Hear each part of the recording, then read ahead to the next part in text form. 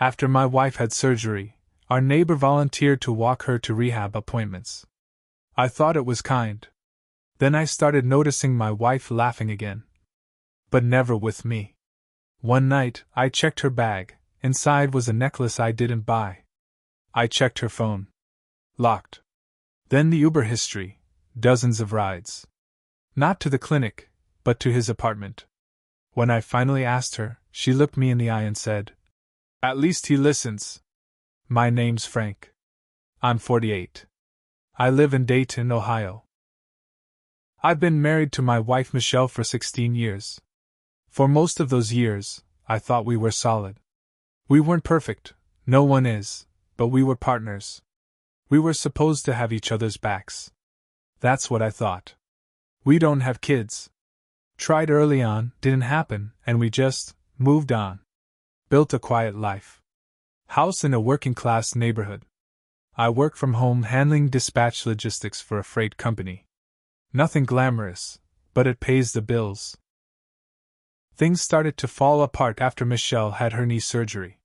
She slipped at work, busted her ACL. Surgery, recovery, rehab. That was the beginning of the change, though I didn't realize it at first. She was tired, frustrated, in pain. Understandable. She snapped at me over small things, withdrew a bit, but I thought it was just the stress. I tried to help where I could, but I couldn't drive her to every appointment. My job's flexible, but not that flexible. I offered to get her Ubers. She agreed at first, and that seemed fine. Then Kevin stepped in. Kevin lives 3 doors down. Divorced, early 40s, always walking around with a smug look and perfectly trimmed beard like he's still trying to impress someone. We were never close, more like neighbor acquaintance level. He'd wave, sometimes stop to chat about car problems or weather. One morning, he knocked on our door while I was on a work call. I paused the call and answered. "Hey man," he said. "Heard Michelle had surgery. I'm around a lot during the day. I can give her a ride to her rehab if that helps." It caught me off guard. I wasn't expecting that kind of offer. But I looked at him, then at Michelle, who was sitting on the couch with her knee wrapped and looking tired, and I thought, okay. That's neighborly. That's kind. I told him thanks, and she smiled a little and nodded. I didn't think twice. He started taking her twice a week. Sometimes 3. She'd be gone for a few hours, come home tired. At first, I chalked up her better mood to progress in therapy. She was laughing more, but it wasn't with me. Not anymore. I started noticing little things. The way she checked her phone and smiled. How she'd pull it close when I walked by. Her phone used to sit on the table all day. Now it was always with her. Always face down. One day, I saw her laughing in the kitchen while stirring soup. I asked what was funny, and she said, "Just something a friend sent." She didn't say who. Then she changed the subject. That night, I lay in bed next to her while she scrolled on her phone, grinning in the dark. I didn't sleep. It got worse. A week later, I came home from running errands. She was out, supposed to be at rehab. But her bag was still on the kitchen counter. Open. I don't snoop. I never have. But something in me snapped. I looked inside. There was a small, flat box. Inside was a necklace. Thin silver chain, small sapphire pendant. Not super expensive, but not cheap. It was new. I hadn't bought it. I didn't say anything right then. I wanted to be sure before I accused her of something this big. That night, when she was in the shower, I picked up her phone. Locked. She had changed her passcode. We used to share everything. Passwords, bank accounts, Netflix. Now I was locked out of her phone. But I still had access to our shared Uber account. She hadn't removed my login yet. My hands were shaking as I opened it. The first thing I saw was a handful of rides to her physical therapy clinic. But then, pages of rides to an address I didn't recognize. Repeated rides, sometimes 2 or 3 times a week. Early mornings. Even late evenings. I googled the address. Kevin's apartment complex.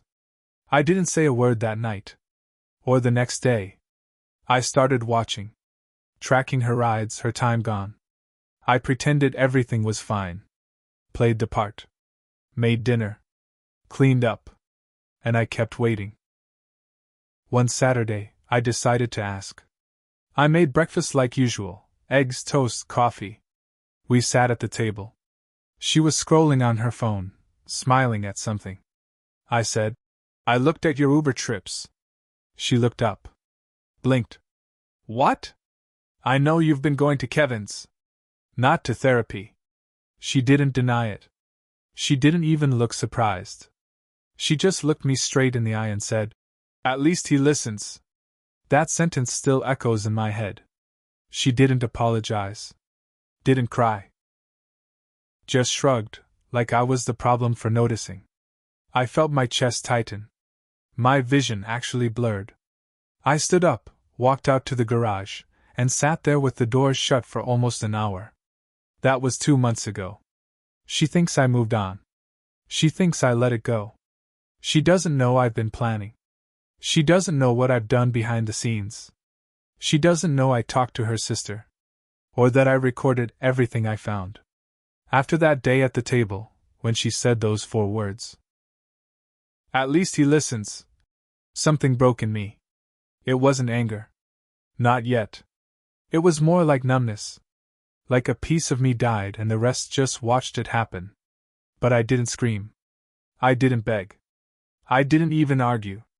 I waited. The first person I told wasn't a friend. It was her sister, Laura. Laura and I have never been close. She always thought I was too quiet, too boring for Michelle. But she's smart. Tough. And she doesn't like liars. I called her late one night and said, I need to tell you something, and I need you not to hang up. She stayed on the phone. I told her everything. The necklace. The Uber rides. The way Michelle acted when I confronted her. At first, Laura didn't say anything. Then she muttered, God damn it. That's when she told me something I didn't expect. Kevin had done this before. He dated one of my friends last year, she said. Same type of guy. Quiet, polite. Offered to help when she was going through a divorce. Then boom, next thing you know, she finds out he's been seeing 3 other women on the side. He's a snake. It made my blood run cold. Michelle wasn't just having an affair. She was falling into the hands of someone who made a habit of preying on vulnerable women. And she was about to get burned. At first, I wanted to expose them both. Print the Uber logs, the photos I'd taken of Kevin's car outside his building, the necklace receipt from his favorite jewelry store downtown. Blast it out to everyone. Friends. Family. Maybe even post it online. But then I realized, no. That would only get me sympathy. Maybe pity. It wouldn't teach her anything. It wouldn't stop him from doing it again. I needed to wait. Watch. And strike when they least expected it. So I got smart. I started recording everything. I bought a cheap voice recorder from a pawn shop, stuck it under the passenger seat in her car. I synced her old tablet to her new email. She didn't log out of it, and I still had access. Every message she sent to Kevin, every flirty little emoji, every plan to meet up while I was working late, I read them all. I listened to her laugh on the recordings. Say things like, you actually care what I think. And, Frank just drifts through life like a ghost. That one stung. Meanwhile, I started looking into Kevin. I found his old LinkedIn, a now deleted Facebook, and a few posts he made on some dating forums back in 2019. All the same pattern. He swooped in when women were vulnerable, lonely, hurt. And he always moved on after a few months. Michelle thought she was special. But to him, she was just next. I wasn't just going to let her find out the hard way. I was going to make sure they both paid. But then something changed again. One day, she came home crying. It wasn't loud, not sobbing. Just quiet tears. She went into the bedroom and shut the door. I stayed on the couch, pretending not to notice. An hour later, I heard her phone buzz. Then again. And again. She didn't answer it. That night, she didn't eat. Just stared out the window. I wanted to ask what happened, but I didn't. I let the silence do the work. The next morning, I checked the synced messages. Kevin had started pulling away. Said he needed space. Said he was feeling pressure. Said this was supposed to be fun. I didn't sign up for all this drama. And then, maybe we should take a break for a while. She replied once. Then again. Then nothing. He stopped answering. I could feel it coming apart. She'd given him everything, her time, her trust, her body, and now he was doing what he always did. Running. I should have felt satisfied. But I didn't. Not yet. Because Michelle still hadn't told me the truth. She still hadn't admitted what she'd done. So I decided it was time to force her hand. I printed the messages. Every last one. Put them in a manila folder. Left it on her nightstand with a sticky note that said, "We need to talk tonight." Then I left the house. Not forever. Just for the day. I wanted her to read every word before she saw my face. But when I came back, something was off. The folder was gone. The note was still there, but the folder was gone. And so was Michelle. When I walked through the front door, I could feel it immediately, like the air had changed. Her car was gone. No sign of the folder. Her shoes were still by the door, but her jacket was missing. The house was too quiet. I stood there, in the middle of the living room, just listening. Nothing. I checked the bedroom. Bed untouched. Nightstand cleared. The manila folder I had left sitting right there, on top of her paperback novel, was completely gone. Not a page in sight. But she didn't go to Kevin. I checked. I still had access to her Uber account. No trips logged. I checked her messages. She hadn't texted Kevin since the last unanswered message 2 days ago. I checked his place anyway. Drove by around dusk, parked a few houses down, waited in my car for an hour. Nothing. No sign of her. No sign of him. But there was a different notification waiting for me when I got back home, one I hadn't expected. My bank app showed a charge. $278. From a hotel near the highway outside town. My stomach dropped. I checked her email again. Nothing. Then I remembered something. Months ago, when we were trying to book a trip that never happened, she signed up for a hotel rewards app. I guessed her login using her old password. Same one she used for everything when we were still trusting each other. It worked. She'd booked a room. One night. Under her name. Not his. I drove there without thinking. Pulled into the lot and parked by the back entrance. It was one of those extended stay hotels, meant for business travelers. Clean, plain. Rooms with kitchenettes and pull-out couches. I walked in through the side door, went to the front desk, and said, "I'm looking for my wife. Michelle. She might be staying here." The clerk looked uneasy. "I'm not supposed to say anything about guests." I slid my driver's license across the counter. "We're married. I'm not asking for her room key. Just want to know if she's okay." He sighed. Then nodded. "She's in 219. Checked in about 4 hours ago. Alone." I stood there a second. Then I just said, "Thanks," and walked out. I didn't knock. I didn't go up to the door. Not yet. Instead, I went home and waited. 3 hours later, I heard the key in the door. She walked in. Slow. Head down. Bag over her shoulder. She didn't see me sitting in the dark until she shut the door behind her and turned around. We just stared at each other for a minute. Then I said, "Where's the folder?" She didn't answer. I stood up. Took a few steps toward her. "Where is it?" She finally spoke. Voice quiet. "I burned it." That stopped me cold. You what? I took it to the fire pit behind the hotel. I lit the whole thing. Watched it turn to ash. I could feel my jaw tightening. Why? She shrugged, still not looking at me. Because it's done. It's all done. Kevin's gone. He blocked me. I lost everything for someone who doesn't even care. Her voice cracked on the last word, but I didn't care. I couldn't. Not after what I'd seen, what I'd read.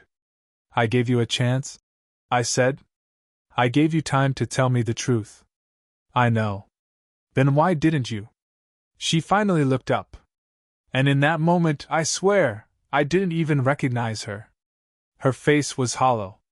Not just tired, defeated. Because I wanted it to mean something. She whispered. Even if it was a mistake. I wanted it to matter. I just shook my head. Then she said something that made my blood go cold. He told me you'd never fight for me. What? He said you'd stay no matter what.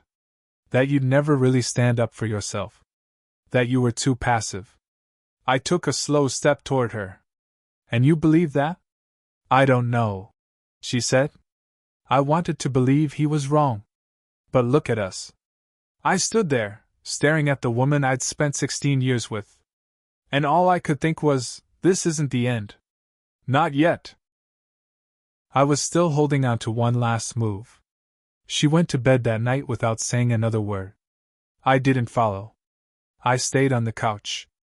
The house felt colder than I remembered. Like something had been pulled out of the walls. She thought it was over. She thought we'd sit in this dead marriage and let it rot from the inside.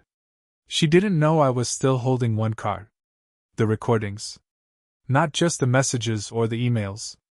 The voice recordings from the little device I hid in her car. I'd heard everything. How she talked about me like I was a burden, like I was nothing. Worse than the cheating were her words. He just floats through life. I could scream and he wouldn't notice. He acts like making dinner makes him a good husband. It doesn't. He wouldn't fight for me. He never did. I copied those files to a USB drive. Then I called Laura. I told her I needed one last favor.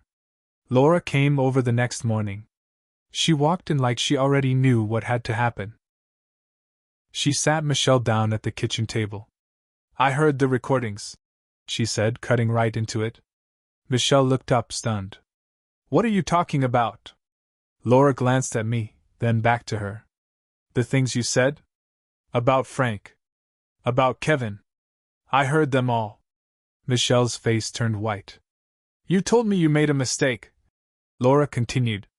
But that's not what it sounded like. It sounded like you meant every word. I was confused, Michelle stammered. It was a bad time. No, Laura snapped. A bad time doesn't mean you drag your husband through the mud and then crawl back when the guy who used you walks away. Michelle looked at me, then back at her sister. So what, you're taking his side? I'm taking the side of the man who didn't deserve what you did, Laura said. And you're lucky he didn't send those recordings to everyone in our family. Yet. Michelle turned to me. Her voice was low. Is that what you want? To humiliate me? No, I said. What I want is for you to leave. Her eyes widened. You're kicking me out? Yes. Frank, we've been together 16 years, and you set fire to that the second you got in his car. She stood up, shaking. Where am I supposed to go? You figured it out when you needed a hotel, I said. You'll figure it out now. Laura didn't say a word. Just stood up and opened the door. Michelle looked back at me one last time. Her mouth opened like she wanted to say something, an apology maybe. A plea. I didn't care anymore. I just nodded toward the door. She walked out without another word. And that was it. I filed for divorce a week later. She didn't fight it. She moved into a small apartment near the edge of town. Kevin? I sent the recordings to his ex. The same one he hurt before. She posted them in a private Facebook group for women in Dayton. Now every woman in a 10-mile radius knows exactly what kind of man he is. Last I heard, he moved out of his condo. His job let him go. As for me, I'm still here. In the same house. It's quieter now. Still hurts sometimes. 16 years doesn't just vanish. But every time I hear that phrase, at least he listens, I remember what it really meant. It meant she stopped seeing me. And I finally stopped waiting for her to come back. She made her choices. And I made mine.